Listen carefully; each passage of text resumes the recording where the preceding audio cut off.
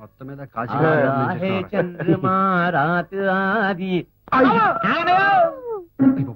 వచ్చాడు. ఆ రోజు చాలా గట్టి కొట్టాడురా.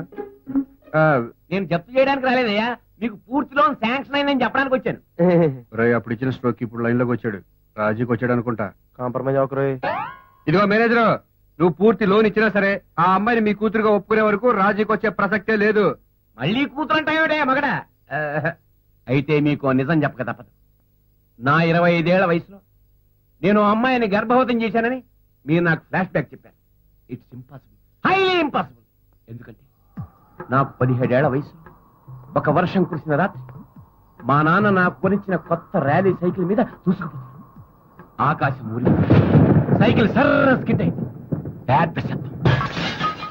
సైకిల్ హెడ్ లైట్ పగిలిపోయింది అనుకున్నాను, కానీ స్పృహచ్చాక తెలిసింది ఏమని? పగిలింది హెడ్ లైట్ కాదు, నా లైఫ్ లైట్ అని. ఇప్పుడు చెప్పండి, ఫ్యూస్ పోయింది ఆ ఒంట్లో, బల్బ్ ఎలా వెలుగుతుంది? ఎలా వెలుగుతుంది? Come on tell me.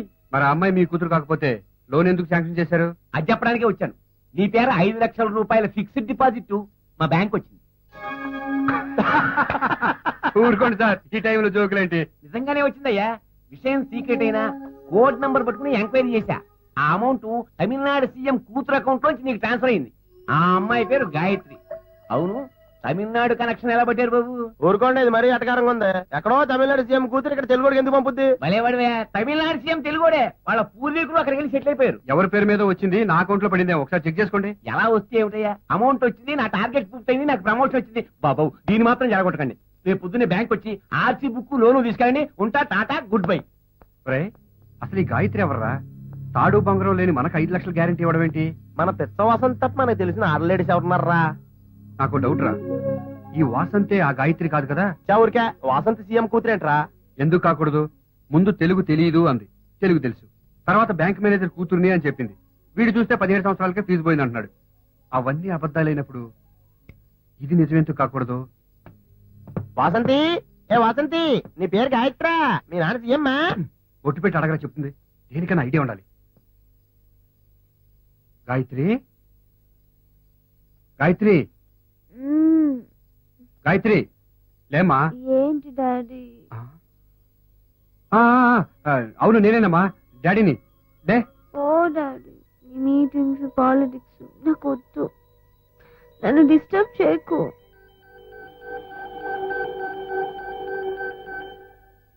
డౌట్ లేదురా, ఈ అమ్మాయి సీఎం కూతురే.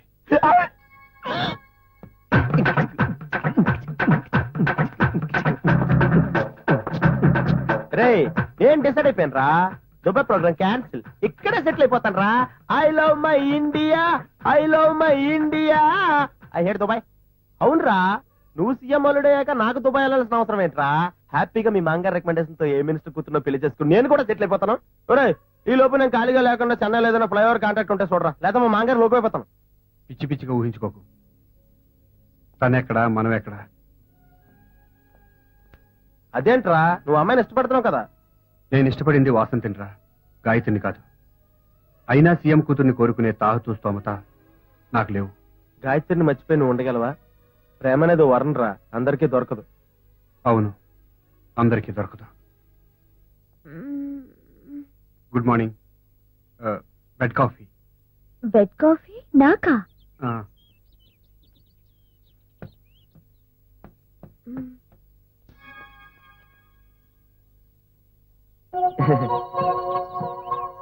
ఇదిగోండి పేస్ట్ బ్రష్ తీసుకోండి. అబ్బే మేము వాడిని కాదు, కొత్తగా తీసుకోండి. లోపల రేడియేటర్ లో వాటర్ కాగుతున్నాయండి, 5 నిమిషాలకి స్నానం చేద్దరు. కానీ వింటర్ కదా, వాటర్ హీట్ గా ఉంటే బెటర్. ఇదిగోండి టవల్, ఇదిగోండి. ఇది కూడా కొత్తదే, మేము వాడలేదు.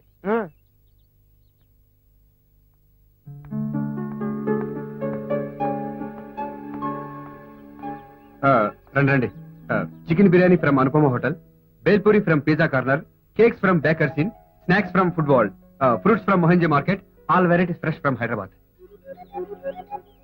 ఏంటి కొత్తగా ప్రవర్తిస్తున్నారు? అంటే మీరు తమిళనాడు సీఎం గారు అమ్మాయి అని రాత్రే మాకు తెలిసింది. తెలుసో తెలియకో తప్పులు చేస్తుంటే క్షమించండి. ప్లీజ్ పెద్ద మాటలు మాట్లాడి నన్ను వేరు చేయొద్దు. మీలో ఒకరిగా నన్ను ఉండనివ్వండి. ఈ మర్యాద నాకొద్దు. అంతస్తును వదిలిపెట్టి జీవితంలో నేను పోగొట్టుకున్నది అనుభవించాలని ఇంటి నుంచి బయటకు వచ్చేసాను. తమిళనాడులో సెటిల్ అయిన తెలుగు వాళ్ళం మేము. నాకు 7 ఏళ్ల వయసున్నప్పుడు మా నాన్న మొదటిసారిగా మినిస్టర్ అయ్యారు. టెర్రరిస్టుల బెదిరింపులు చాలా ఎక్కువైనందువల్ల మా నాన్నగారికి జెడ్ కేటగిరీ సెక్యూరిటీ ఇచ్చారు. అలాగే నాకు, మా అమ్మకు కూడా. పలకా బలపాలతో ఆలు దిద్దుకునే వయసులో తుపాకుల మధ్యలో పాఠాలు నేర్చుకునే చిన్నారి మనసు ఎలా ఉంటుందో ఒక్కసారి ఊహించుకోండి. అందరి పిల్లలు బ్యాట్ బాల్స్ తో ఆడుకుంటూ ఉంటే నేను మాత్రం చూడటంతోనే సరిపెట్టుకునేదాన్ని. స్నేహితులు లేరు, సరదాలు లేవు. చిన్నతనమంతా ఏ తీపి గుర్తులు లేకుండా గడిచిపోయింది. పూర్తి సెక్యూరిటీ మధ్య తన ఇంట్లో ఉన్న మా నాన్నగారిని ఎంతో నమ్మకమైన తన నౌకరే చంపడానికి ప్రయత్నించడం నేను కళ్ళారా చూశాను.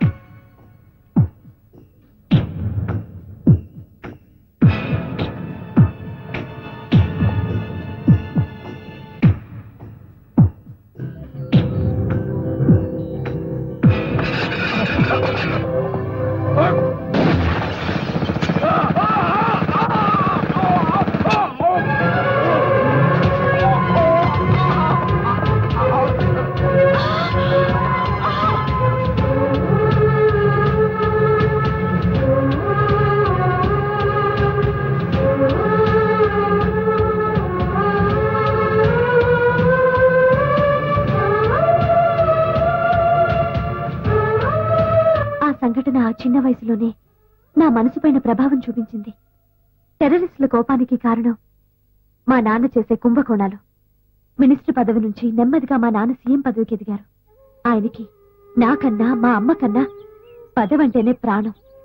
అలాంటి పరిస్థితుల్లో నాకున్న ఒకే ఒక ఓదార్పు మా అమ్మ. నేను రెడీ మమ్మీ. నెక్స్ట్ ప్రోగ్రామ్ ఏంటి మమ్మీ? ఇప్పుడు మనం గుడికి వెళ్తున్నాం. నేను రానమ్మా. ఏ లేకపోతే ఏంటమ్మా? గుడికి అందరూ పూలు పళ్ళు తీసుకెళ్తే మనం మాత్రం వాటితో పాటు తుపాకులు కూడా పట్టుకెళ్తున్నాం. అక్కడికి కూడా ఈ నల్ల చుక్కాలు ఎందుకమ్మా? అంతా మన సెక్యూరిటీ కోసమే కదమ్మా. ఏంటమ్మా సెక్యూరిటీ? ఇదంతా మీ ఆయన వల్లే కదా. ఆయన కాకుండా నువ్వు ఏ గుమాస్తాన్ని చేసుకున్నా మనం స్వేచ్ఛగా ఉండేవాళ్ళం. ఆయన కూతురు పుట్టినరోజు కూడా ఇంట్లో ఉండకుండా ఆయనకంత రాజకారాలు ఏంటమ్మా? కోర్టు పని మీద వెళ్లారమ్మా.